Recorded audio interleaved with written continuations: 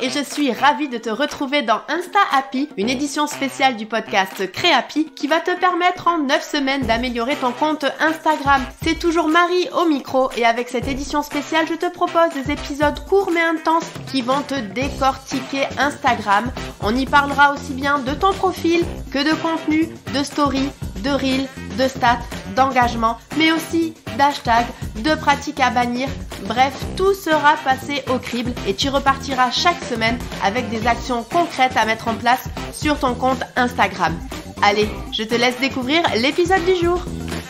Hello et je suis ravie de te retrouver dans ce tout premier épisode de cette édition spéciale du podcast Insta Happy. Et aujourd'hui, on va parler du commencement, on va voir ce que les instanautes voient en premier quand ils découvrent ton compte, à savoir, ton profil. Ça va être important donc de bien travailler ton profil puisqu'il doit donner envie à l'instanote de s'abonner à ton compte, notamment s'il t'a découvert soit par un repartage de story, soit par une de tes publications. Et donc, il doit respecter 9 critères, oui, j'en ai listé 9 et c'est ce que je te présente dans cet épisode. On commence avec le premier critère, il faut que ton profil présente une belle photo. Alors si tu as envie de te montrer, tu peux mettre une photo de toi. C'est vrai qu'en tant que créatrice, on a peut-être envie de savoir qui se cache derrière les créations, mais attention, il faut que ce soit une photo où on te voit bien, qui soit assez lumineuse. Tu peux également mettre ton logo, ça marche à tous les coups. Et enfin, dernière nouveauté Instagram, tu peux aussi avoir ton avatar qui s'affiche au niveau donc de ta photo de profil et que les instanotes verront en swipant en fait sur ta photo de profil. Et donc ça, pour le personnaliser, en fait, quand tu vas modifier ton profil, au niveau de ta photo de profil, tu verras,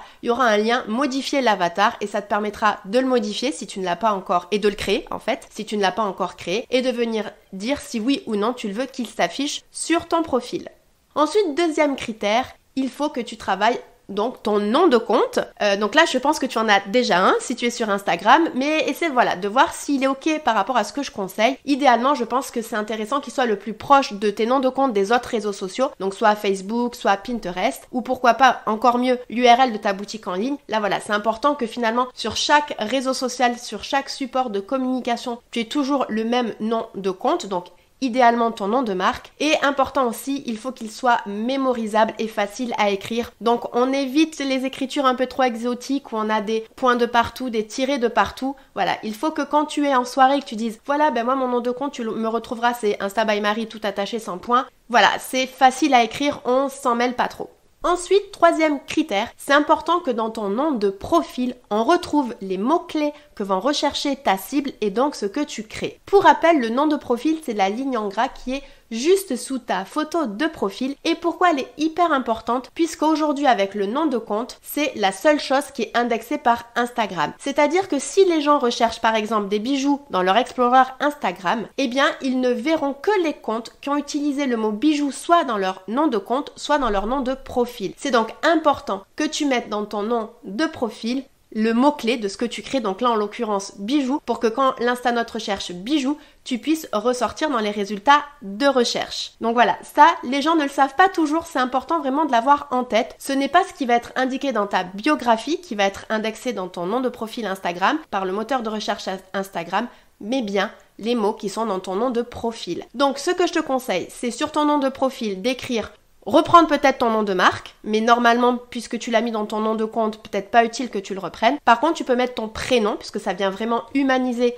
ton compte, et ensuite de venir rajouter des mots-clés que vont rechercher ta cible. Et bonne nouvelle, il n'y a plus maintenant de limite de caractères dans cet espace. Avant, on était limité à 30 caractères. Maintenant, il n'y a plus de limite. Mais attention, je te conseille de pas mettre trop d'informations non plus pour pas que ça fasse trop too much. Voilà, le but, c'est pas non plus de mettre les hashtags dans ce nom de profil.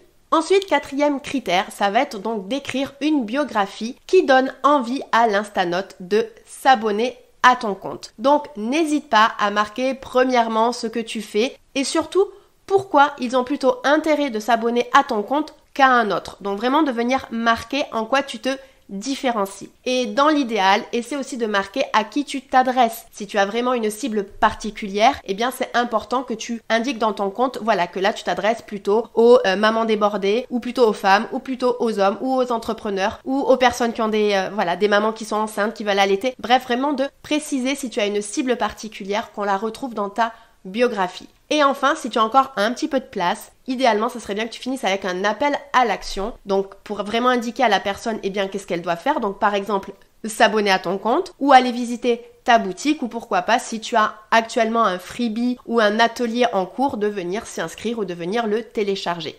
Je rappelle que dans la biographie, nous sommes limités à 150 caractères, donc il faut vraiment bien choisir ses mots et être assez straight to the point comme on dit, désolée pour mon anglais. Et on évite les écritures un petit peu trop exotiques, je sais que ça se fait pas mal, il y a des sites qui permettent d'écrire avec des polices différentes, mais moi je le recommande pas forcément, autant utiliser l'écriture d'Instagram, ça reste propre, on rajoute quelques emojis pour que ça soit agréable à lire et ça sera parfait. Et attention, je le dis, ce n'est absolument pas utile de rajouter des hashtags dans la biographie. C'est pas parce que vous mettez des hashtags dans votre biographie que ça va être indexé dans les résultats de recherche, car comme je le disais précédemment, il n'y a que le nom de compte et le nom de profil qui sont indexés donc sur Instagram. Donc vraiment, ne pas mettre de hashtag dans votre biographie puisque en plus, les gens vont arriver, ils vont voir ce hashtag cliquable, ils vont cliquer dessus et là, vous avez perdu l'Instanote. Donc vraiment, pas de hashtag dans votre biographie.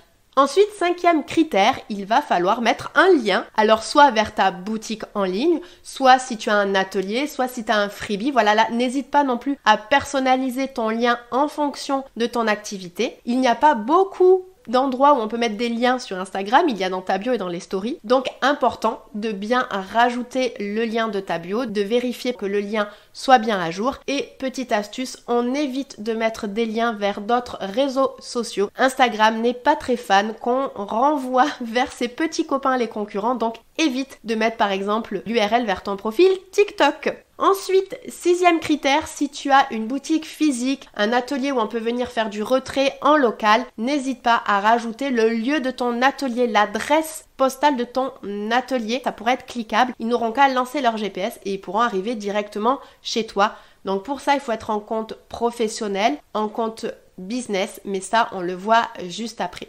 7e, vérifie que tes coordonnées de contact soient affichés et à jour. Enfin, si tu as envie de les mettre, tu as donc la possibilité d'afficher un email et ou un téléphone. C'est toujours un moyen de plus pour qu'on puisse venir te contacter. Normalement, il y a aussi la messagerie privée Instagram, mais pourquoi pas. En tout cas, vérifie si c'est affiché, que ça soit à jour, parce que des fois, je sais que ça change nos coordonnées et qu'on n'a pas toujours le réflexe de venir les mettre à jour sur son profil Instagram.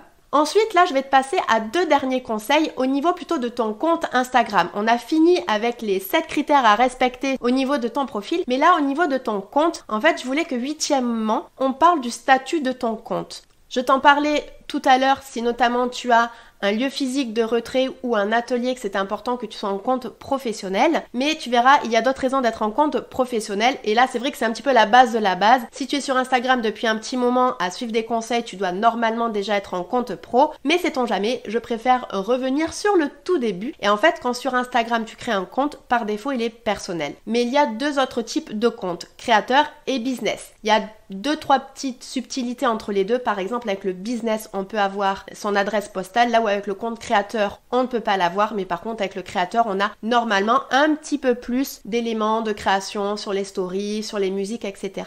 Mais dans tous les cas, ce sont donc tous les deux des comptes professionnels qui te permettent donc d'avoir accès à des fonctionnalités qui vont vraiment être utiles au développement professionnel de ton compte. Et donc, notamment quand on souhaite vendre, il vaut mieux être en compte professionnel. Par exemple, tu pourras connecter Instagram Shopping. Tu pourras avoir des statistiques sur ton compte et tes publications. Et tu verras, ça nous servira pour les autres épisodes. Tu peux également connecter ta page Facebook professionnelle et publier donc tes publications, tes stories et tes reels en même temps sur Instagram et Facebook. Donc un gain de temps énorme. Et tu as également la possibilité de faire de la publicité. Donc voilà, il y a quand même plusieurs avantages à passer en compte professionnel. Et donc, si tu veux changer ou pour vérifier en quel compte tu es, rendez-vous dans les paramètres de ton compte, puis tu vas dans compte et tout en bas, tu as un bouton bleu pour faire le changement. Et ensuite, je voulais 9e qu'on parle de la sécurité de ton compte. C'est hyper important. C'est vrai qu'aujourd'hui, on voit de plus en plus de comptes qui se font pirater. Et donc pour ça, moi, je te conseille donc d'activer l'authentification à double facteur. Alors concrètement, ça sert à quoi? C'est qu'à un moment donné, s'il y a quelqu'un qui se connecte à ton compte Instagram sur une adresse IP, c'est-à-dire d'un ordinateur ou d'une box que n'a pas l'habitude de voir Instagram, par exemple si c'est dans une autre ville ou dans un autre pays, enfin bref, si c'est une adresse IP différente, là en fait, il va te demander « Ok, j'ai besoin que tu me donnes un petit code à 6 chiffres pour me vérifier que c'est bien toi ». Et donc, à ce moment-là, toi, tu pourras soit le recevoir en SMS, soit avec des applications d'authentification à double facteur, comme on peut en avoir sur Google, comme on peut en avoir sur Apple. Et donc, quand tu te connecteras, par exemple, si à un moment donné, tu as déménagé, eh bien, il te demandera à chaque fois ce code à 6 chiffres supplémentaires pour bien vérifier que c'est toi. Et donc, si un jour, il y a quelqu'un qui le fait, qui est à l'autre bout du pays, ou même dans un pays étranger, lui, il va être bloqué parce qu'il n'aura pas ces 6 chiffres. C'est toi qui vas recevoir une notif qui dit « Coucou, on essaie de se connecter à ton compte Instagram d'une adresse IP que je ne connais pas. Et donc, merci de confirmer si c'est bien toi et donc de donner les 6 chiffres qu'il faut pour connecter à l'application Instagram. » Et c'est là où toi, bien entendu, tu ne sais pas qui est cette personne, tu n'enverras pas les 6 chiffres, tu pourras dire que ce n'est pas toi. Et donc, à ce moment-là, ça sera bloqué côté, du coup, connexion du pirate. Et tu seras, du coup, beaucoup plus sécurisé. Donc pour activer tout ça, rendez-vous dans ton profil, puis après tu vas dans ton menu en haut à droite, tu cliques sur paramètres, sécurité, et là tu vas dans authentification à 2 facteurs et tu te laisses guider. C'est pas la partie la plus fun, c'est assez technique, mais vraiment c'est important. Ça prend pas trop de temps et ça sécurise énormément du coup ton compte Instagram. Voilà, j'ai fait le tour du coup des 9 critères à respecter sur ton profil et ton compte Instagram. Je pense que pour le démarrage, c'était bien de voir cette liste. Donc ce que je te conseille là, c'est de vérifier que tout soit OK, de faire les modifications. Alors pour faire les modifications, tu vas dans ton profil, en bas à droite de ton application, tu cliques sur modifier ton profil qui apparaît sous ta bio et là tu pourras venir modifier tout ce que je viens de te dire. Voilà, alors c'est des épisodes plus courts, je te l'avais dit, c'est tout le but de Insta Happy, c'est d'aller droit au but sur certains sujets d'Instagram et que tu repartes avec ton plan d'action, ça va droit au but. Alors à toi de jouer maintenant avec ton profil et si cet épisode t'a plu, n'hésite pas à le partager en story, sur WhatsApp, en SMS, bref, ou de venir donner une petite note sur ta plateforme de podcast préférée. Pour ma part, je te dis à la semaine prochaine, j'ai hâte de te retrouver et on va parler de ton feed et de tes contenus. Je sais que c'est des sujets qui plaisent toujours. Je te souhaite une très belle journée et je te dis à la semaine prochaine. Salut!